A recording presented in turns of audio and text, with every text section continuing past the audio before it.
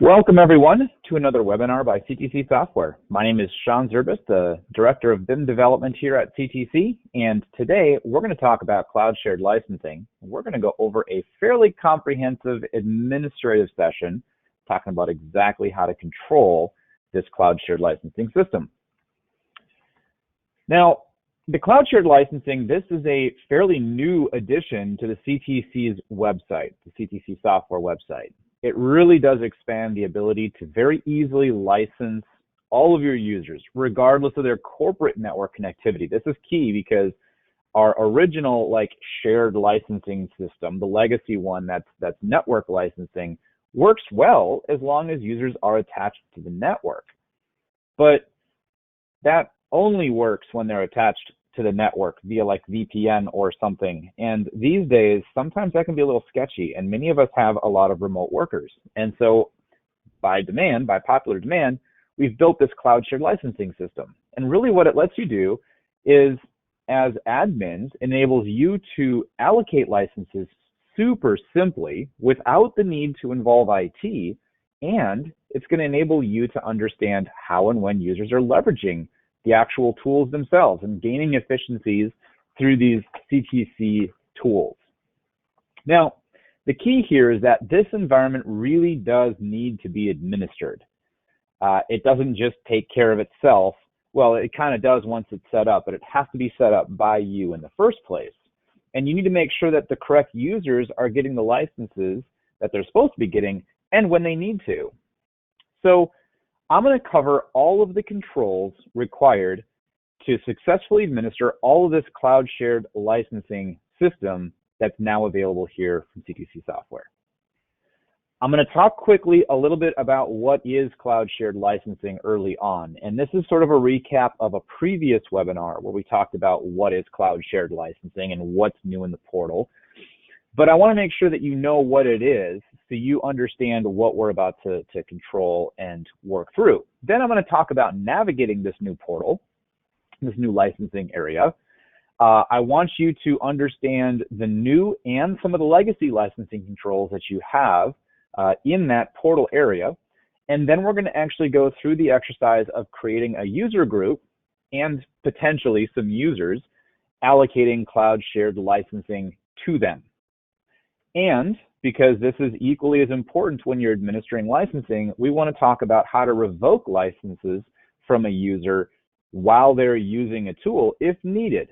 This is something that is difficult to do with the standard network licensing system and involves IT typically. I want to show you how you can do it directly from any web-enabled device, like your cell phone, right? Doesn't matter. Kid's Chromebook, any place can administer this. So first off, let's talk about what is cloud shared licensing. So this is going to enable you as admins to manage your licenses directly from the cloud. Now, there's a lot of cloud-based licensing systems out there, and they use a licensing methodology called named user licensing. Named user licensing means you need one license per named user in the system. Well, you do have to add users to the system so it knows what users attach to your company, but the licenses are not bound to a username. This is a pool of licenses in much the same way that traditional network licensing is a pool of licenses. The difference is just that it's based on the CTC portal. Now, this is built on Hive's backbone. If you're familiar with CTC's Hive CMS product and some of its administration, these controls are very similar. In fact, they're almost exactly the same. And if you've already set up your Hive from CTC and you're using that system, well, then you're already 90% the way there to using the new cloud shared licensing.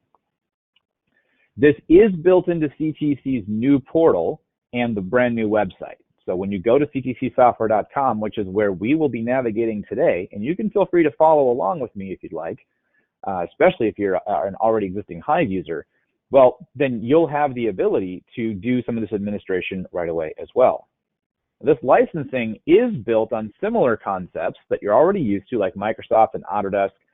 But once again, I want to be clear, we're not named user like Microsoft and Autodesk tends to be. We are a pool of licenses for the CTC's suites. And finally here, all of the 2023 CTC products are cloud shared licensing or CSL enabled.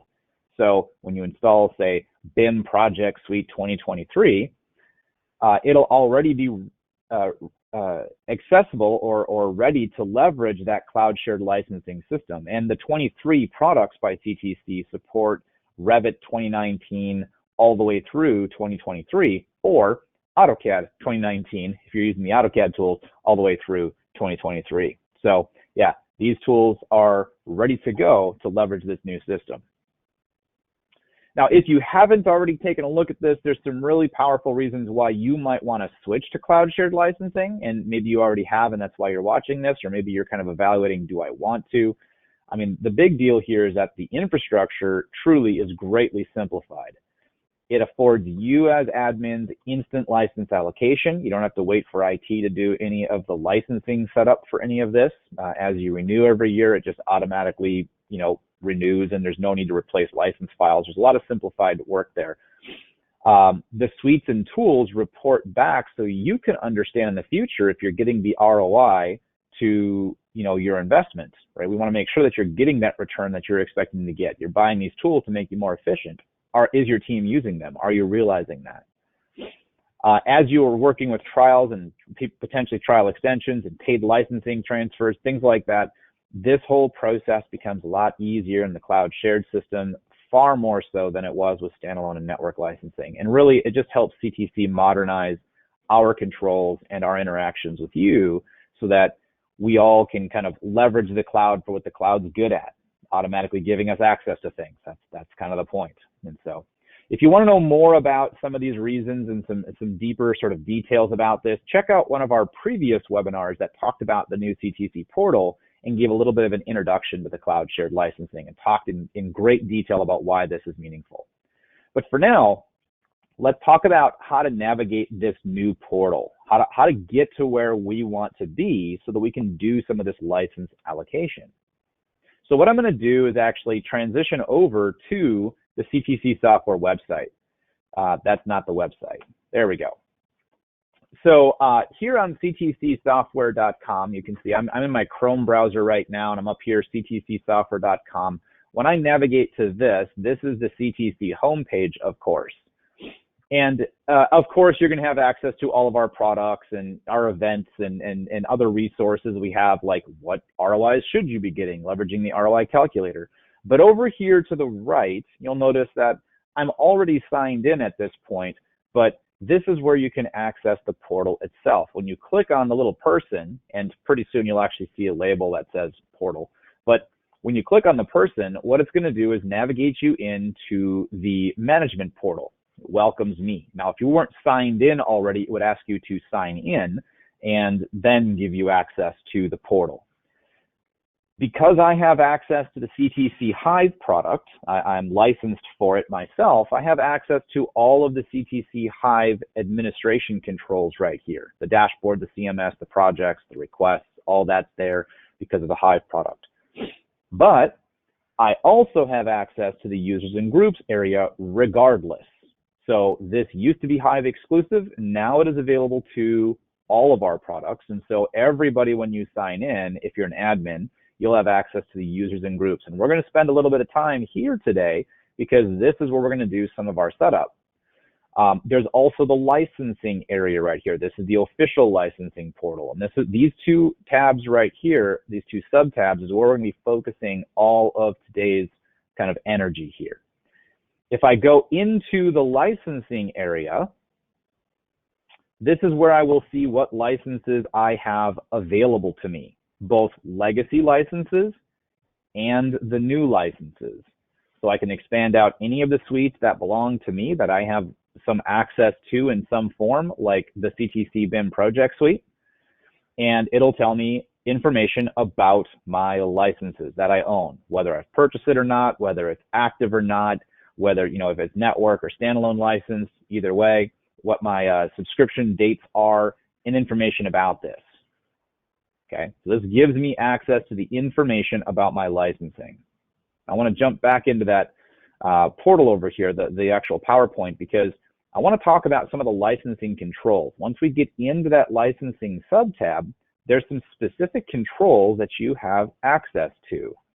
And I want to talk in detail about that. I don't believe that I have assigned to me any old legacy licenses here. Let me just double check real quick. Data Suite. Yeah, these are all official licenses. And I can tell that very specifically because I have the ability to toggle off and on the auto renew features here. So expand this out once, just check this. Yeah, so same thing. It doesn't really matter which suite it is I'm looking at here, but you'll notice that I have a serial number. You'll have serial numbers as well. If my license type was network or if it was standalone, over here, I wouldn't have this little pencil to edit how many licenses I have, to add additional licenses at my renewal, and to toggle on the ability to auto renew. These two little features right here are specifically focused on the cloud shared system. So I apparently don't have any legacy licensing here in this environment that I can use and demonstrate that. But you'll note if you sign in with your account and you do have legacy licensing, you'll notice that you won't be able to manipulate the actual legacy stuff, just see what the information is pulled into your account. Now, if you are buying new licenses or you transition into cloud shared licenses, what you will notice then is that you do have the ability to manipulate your license count here live. If you're like, well, I have X number of licenses, but I need a couple more, you can actually manipulate that right here on the site.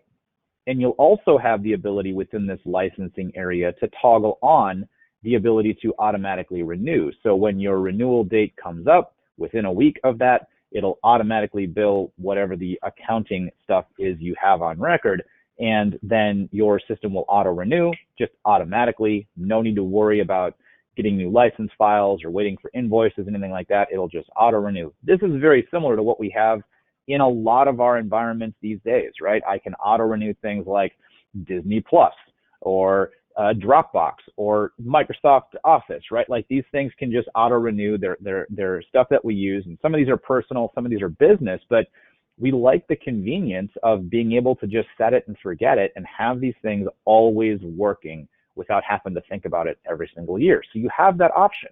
Now, if you don't want to take the option, that's perfectly fine. Simply don't toggle on auto renew, and you can still see your information here in the system. And if you have say a CTC partner that you're working with and you want to work with them to get your licenses, that's absolutely fine, and please do that. Our partners are integral into our workflows, and so you can absolutely work with them if you'd like. And you certainly should for training anyway, and consulting and whatnot. So that's some of the core stuff as far as what licenses you own, but also in here, product by product, you can decide how to allocate your licenses right here from the portal. So with the SIM project suite here, if I go to assign licenses, you'll notice that I have nothing assigned right now. There's no user groups assigned to this license. And also, if I go over to users, well, look at that. There are a couple of users explicitly assigned to this license.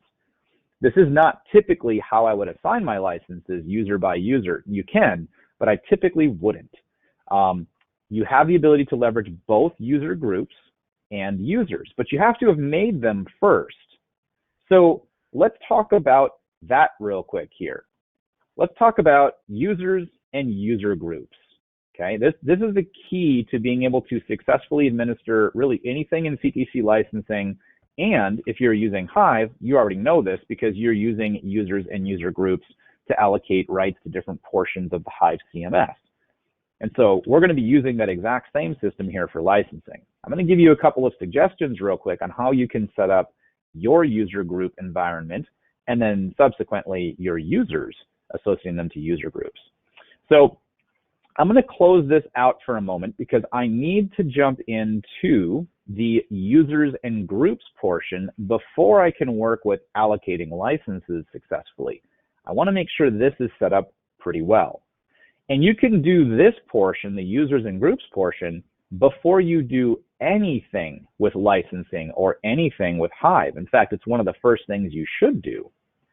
So here in users and groups, you'll notice that I have a number of users already defined in my company because I've been using this system for quite a while. So I have a few users. In my case, I'm a small, my little small demo company here has 28 individuals in this system.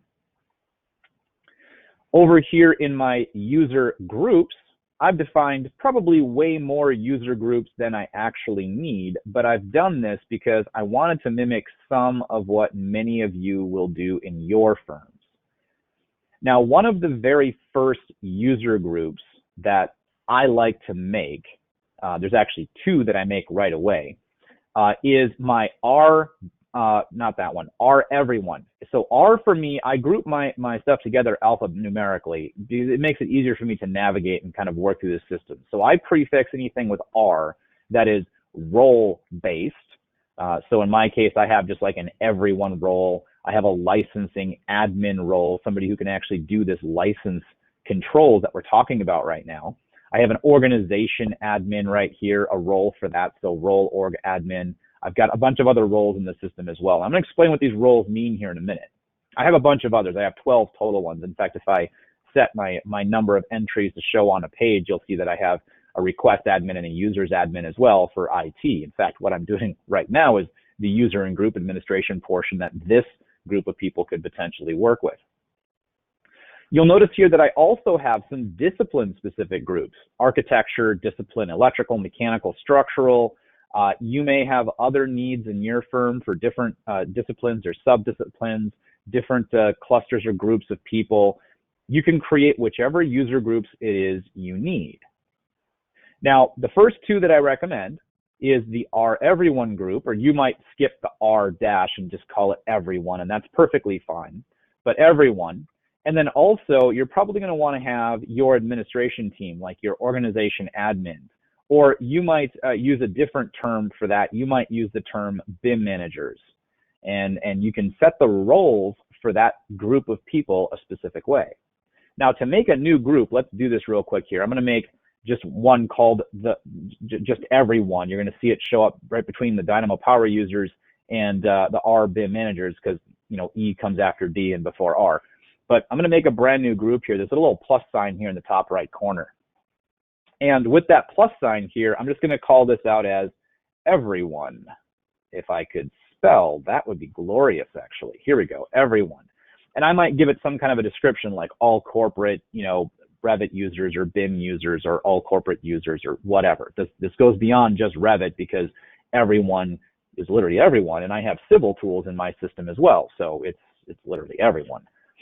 So I'm going to create that user group. And early on when you're doing this, you're probably going to just create it and then stop right there, like you're done.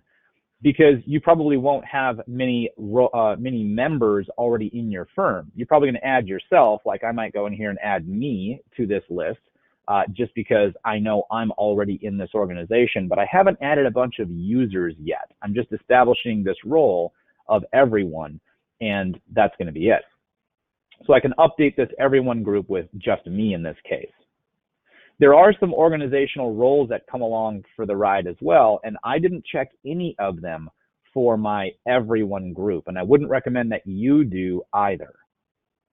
Now I'm going to create my second group, which is my BIM manager group, and we're going to talk about some of those extra roles here. So I'm going to hit new again. I'm going to put in BIM managers, and I'm going to go ahead and this, I could give it a description. This is the Revit managers or the CAD managers or whatever. And I would probably make one for BIM managers and one for CAD managers, just so I can have two different groups of people who are going to potentially get access to different licensing relevant to them. And so I'm going to go ahead and create that BIM managers group. And now this time, and of course, because I want to make sure that I'm getting all this licensing as well, I'm going to go ahead and add myself to this just like I did before. Now, let's talk about some of these organizational roles. These are important because they kind of control what other areas within this portal this type of user can get access to. I don't have to assign any roles if I don't want to. If I want these users just to be able to access licensing, I'm already done. I can just update this, consider this good, and the BIM managers group will exist. But I probably want those BIM managers to get a little bit of extra control to help me in my administration. So if you own the Hive CMS product, you'll probably want to care about some of these things like CMS admins or tag admins, maybe the projects admin for some of the project data tracking. Those are kind of all Hive-based administrations. There's also a request admin for the Hive requests. You could give a Hive user that sort of right there. There's one right over here that rules all of it. There's this one called organization admin. This is like God level rights throughout the entire site. And that's actually what I have right now. That's why I have access to absolutely everything. I can create users. I can manipulate licensing. I can see all the Hive product stuff because of my licensing for that. So that's an organization admin level. And maybe my BIM managers should have that, but maybe not. You can mix and match some of these roles. So if you do have Hive, you know, and you want to use the project stuff and you want them, those BIM managers, to help administer some of the users and user group controls, you could assign that or not. I can do things like allowing one of these users to control some of the purchasing information or not. I might allow them to allocate licenses, but not actually update and make any changes to the purchasing information. So you might want to kind of control that to a degree. And maybe I want these admins to be able to administer the requests, and maybe I want them to be able to administer some of the support settings up here as well. So you can choose what level of rights this BIM manager user group actually has. And so in my RBIM manager, my role for BIM managers, I've done something very similar to this, where I've allocated those types of rights to those types of users so they have the level of control that I want them to have within the system. But for the purpose of licensing, having the group is the key. I have a group called BIM managers, and now I'm going to go use that group in my licensing area over here to do some license allocation once I own some licenses. So we have everyone, and we have BIM managers. And you can see here now probably why I prefix with specific letters for what I'm doing. I have my role-based groupings, and I have my discipline-based groupings, because otherwise things just show up willy-nilly anywhere they want. Well, not anywhere, it's alphabetical, but I like to keep things grouped nicely, and so that's why I do the R- prefix for my role-based groups. Okay, but I have these two groups, BIM managers and everyone. So I've got them built, and you may have done the same thing. You may have followed along and used that little plus sign to build those two user groups for yourself. And again, maybe you want more, and that's fine. But I'm going to use just those two for my licensing allocation. You'll see exactly how I'm going to leverage this. I haven't added any users yet, by the way. I've only added myself to the everyone group and myself to the BIM managers group. And later, as I start adding more users, I'll add them to whichever group is appropriate, and you'll see how having these groups built right away and allocating my licensing this way will save me a bunch of time. So now, as I'm inside of here and working with these tools, I'm going to go into my CTC BIM project suite right here. There's 8 licenses available for me to allocate. Specifically, these are all cloud-based licensing. So your total license count might be different than mine. Some of them might be standalone, some might be network. But what I'm talking about here is the assigning of licenses specifically for these purchased cloud shared licenses. So I'm going to go here into my assign licenses area. And really, I can assign my licenses either by user group, and you can see I've got a bunch of user groups in the mix here already. Or I can do it explicitly by users directly, which I don't really ever do by design, because if I put somebody in my everyone user group, that's all I have to do. And for today, since I just made that one called everyone, I'm going to go ahead and add that. And I may as well add my BIM managers, because I want everyone, which should ideally include everyone. So this should be unnecessary, but I'm going to add it anyway, just so that it's obvious that everyone and my BIM managers are getting access to those licenses. And whoever's in either of these two user groups, they'll be able to get it. So I'm just going to hit save here, save my license, my assigned licenses settings. And now anybody who's in those user groups will be able to pull a license.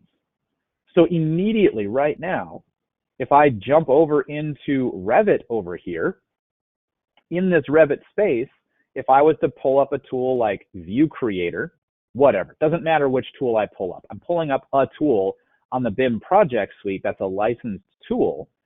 As I jump back over into that portal over here, and I take a look at the BIM project suite, you'll notice that one of my licenses is now in use on my computer, started on a specific date.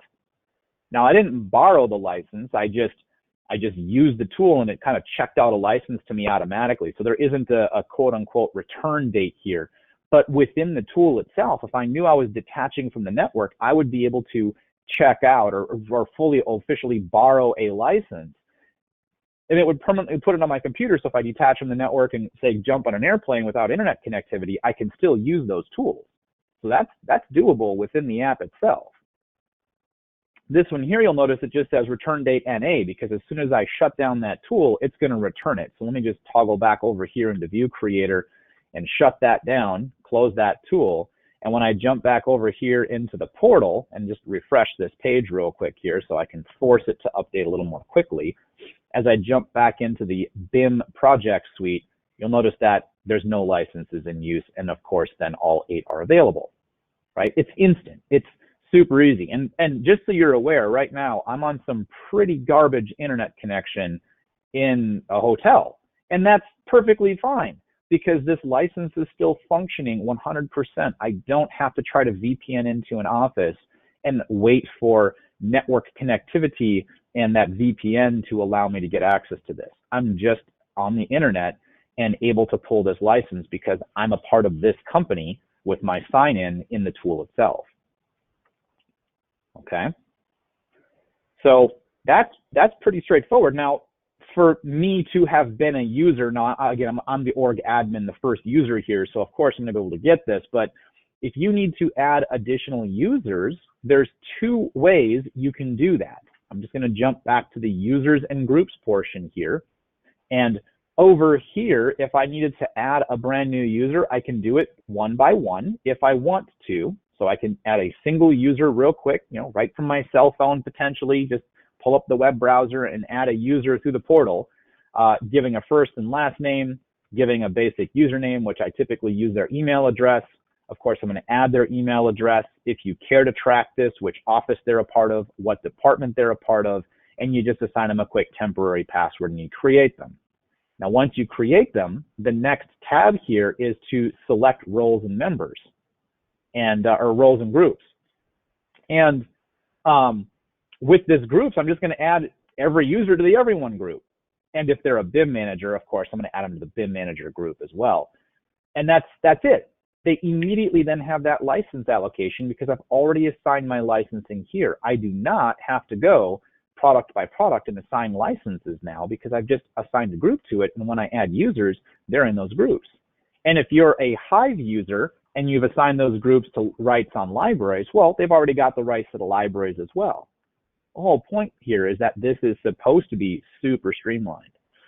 Now this, of course, you're not going to want to add 50 users one by one, but you can, add a new user real quickly in this system or quickly pull up on your phone and allocate a group to a user so they can get access to things they should see. Now, if you're going to do this in bulk, I would recommend exporting your current list of users, which will probably start with 1, and then you'll end up adding a bunch more. In an Excel file, you can very simply add just a whole list of users and assign what groups they're supposed to be a part of in a simple basic data grid, save that, and then just republish that back into this site.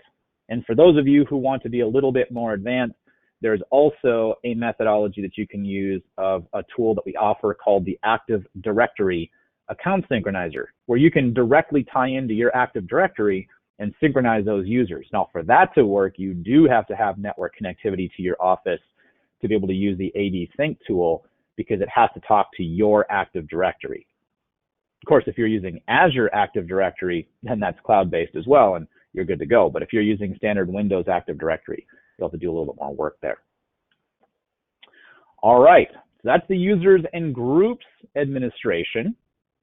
And so now let's talk about the final thing, which is if you need to, how to revoke a license. It's actually pretty easy. So I'm going to go ahead and pull up Revit again, and I'm going to open up another tool here. We'll just open up View Creator, for example, again. I'm going to jump back then to the site. And here on the site, if I jump into licensing and I go into the BIM project suite, you'll see that I have that license in use. Now let's talk about why you might want to do this next step. Why might you want to pull a license away from this user? Well, there's plenty of times I've heard in firms where Bob the designer decides to get up from his desk and walk away and go to a meeting for a couple of hours, or gets distracted in a side conversation, and they had a tool open that you need licensing for. But you can't get a hold of them because they're not at their desk. You can't call up and be like, Bob, I need you to shut down this thing. And they've locked their computer because it locks after 5 minutes, right? But they've got this tool open and you're out of licenses. So up here, I've got 8 licenses and maybe all 8 are in use. And I need it, or one of my team members needs it, and I know this person's not at their desk. We've tried to get them to shut it down. Well, what you can do is simply go over here to the action where there's a little trash can and basically trash their license, throw it away. Now, this only works if they haven't officially borrowed it permanently for a set amount of time. If it's just in use and there's no return date, you can simply discard this. It's going to revoke that license from their session. It doesn't close it down, but it does revoke it. And then what that does here is the next time they try to do something interesting in the tool and commit any changes, that tool is going to look back to the site and say, hey, do I have access to a license? And if they do, it'll just get it and seamlessly they'll be able to continue working. But if they don't get access to a license because maybe they're all in use at that time, then it'll stop them from doing something interesting. But, it's super painless for you as an admin to be able to simply revoke that license if you know that it is not in use. And you don't have to involve any IT. There's no need to go to the Reprise License Manager system and try to go in there and pull licenses out of that. None of that. It's right here on the site. You simply sign in, iPad, iPhone, desktop computer, doesn't matter. Sign in, and if you're an admin, you'll have that kind of ability. So it's super straightforward. All right. Where was I at here? Revoking licenses. There we go. So with that, I want to say thank you to all of you who have attended today. I hope you found this information super meaningful.